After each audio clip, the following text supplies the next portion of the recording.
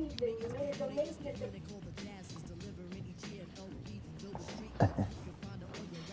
belong to something because they feel like they've been left out of the world that includes their own ability to cancel anybody who breathes differently. The world that we live in now, where it snows all day long because there's snowflakes among us at all times. So my question for them would be, when you break the law, why would you expect special treatment? You're getting special treatment all the time by breathing the same air that we who would defend the country are breathing. But what you said about a heart on fire for those who actually serve, I'm right there with you. Good forward, but I have another name for you to watch out for. Alexander, rather. His son is taking over. He knows to be much more of a next level advocate. Keep your eyes on the source money. It's got a new head. It feels like the country is falling apart at the seams, and it's by design, and it's being funded. And that's where we need to put our focus. And that's what we saw yesterday, all of those images. Coming up, Katie Couric says that he knows why voters support Trump and what's behind the MAGA movement, and that's fun a firestorm. We'll tell you why.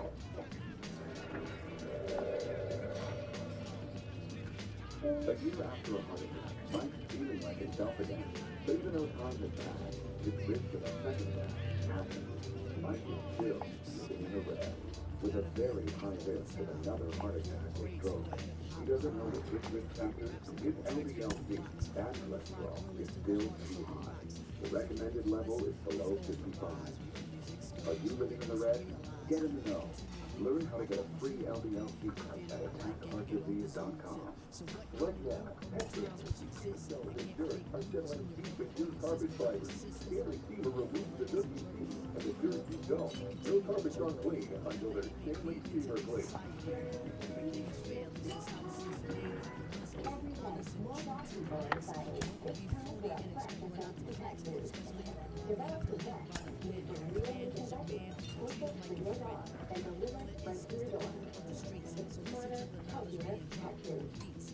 Hi, I'm Jason, and I've lost 280 pounds on solar. So when I first started Zolo, I was expecting to lose around 40 pounds, and then I just kept losing weight and really on the better track. With Zolo in the league, I lose the weight.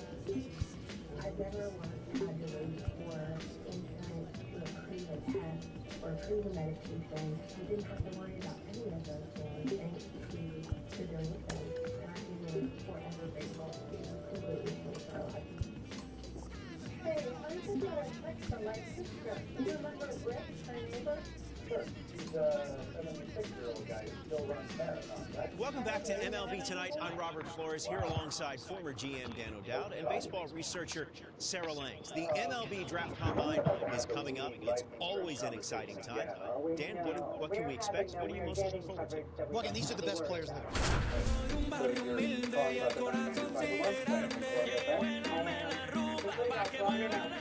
Welcome to... Today, you call about the Mount Castle? I'm down. Sometimes Sarah, BP started now, and this is where the scouts really bear down.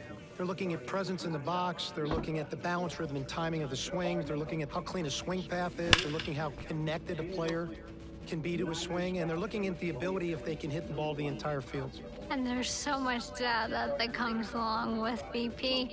We've got exit velocity, which means we can look at how often the player's hitting the ball hard. In this day and age, hitting the ball hard has an actual definition. That's 95 plus miles an hour. And why do we care about that? Because in today's game, if you hit the ball hard, you're going to hit about 500 on those batting balls with a 1,000 slugging percentage. Another stat we'll look at is launch angle, and what we define as a sweet spot batting ball is 8 to 32 degrees of launch angle, basically a line drive. So I'll be looking at how often these players will be making that kind of contact as well. You know, think about big league players like Alvarez, Judge, Ohtani, Trout. Their hard hit ball data is crazy. Their launch angles are very, very, very consistent.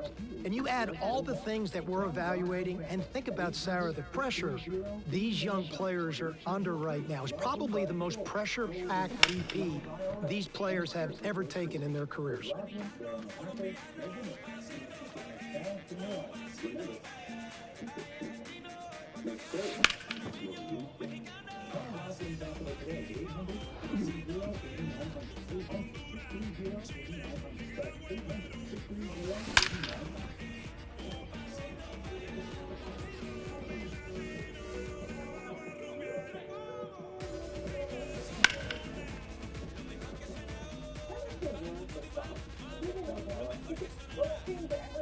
Wow, her swings were just tremendous. Great fluidity at the plate. Really understands how her body works in conjunction with her swing. Tremendously clean bat path. Ball jumps off the bat to all fields. Kind of BP that you walk away from an evaluation position and go, that's pretty impressive. So we're now into outfield play. This is kind of one of my favorite parts of the combine. Scouts look at this from a variety of different perspectives. They're looking at breaks and angle to the ball, which is crucial for above-average defensive play. This part of the drill, we're looking at how quickly they get to the ball, how under control they are, and the strength of their throws and the accuracy of the throw. Deep down scouting perspective, they're really trying to see the spin on the ball, how clean it is, and so they can get that one-hop throw into third base and home plate. No, I'm with you. I'm loving this. There's so many different ways to evaluate outfield defense in today's game. Of course, we can measure that arm strength. We can look at that accuracy of those throws, as you were saying. We can also measure speed, which is such an important part of playing the outfield. If you're not fast enough in the outfield to get to that ball, everything else is moot. So we can really measure all different aspects of playing the outfield. And when you look at some of these players and then you think about the great right fielders, which is the arm strength position in our game, you think about Acuna and you think about Tatis, you think about Kyle Tucker, Jason Hayward for a long period of time. And Sarah, pay particular attention now how they're making the outfielders move to the ball. They're trying to really see body movement and body awareness and how under control they are athletically when they go to execute this particular skill. Well, as you said, right field is indeed the premier arm strength position in today's game, and I've got a number for you on that. In 2023, right fielders had an average max effort arm strength of 90.9 miles an hour. That means the top 10% of all right fielders' throws averaged almost 91 miles an hour. That's really incredible to think about. If you think about it in a game, when you're trying to build a complete roster, part of it is your defensive acumen. So when you have corner outfielders in particular that can really shut down a running game, that means it changes the whole dynamic of positioning from a competitive standpoint. And so these little simple drills, scouts are now projecting how those players will affect their ability to put that kind of defensive team on the field at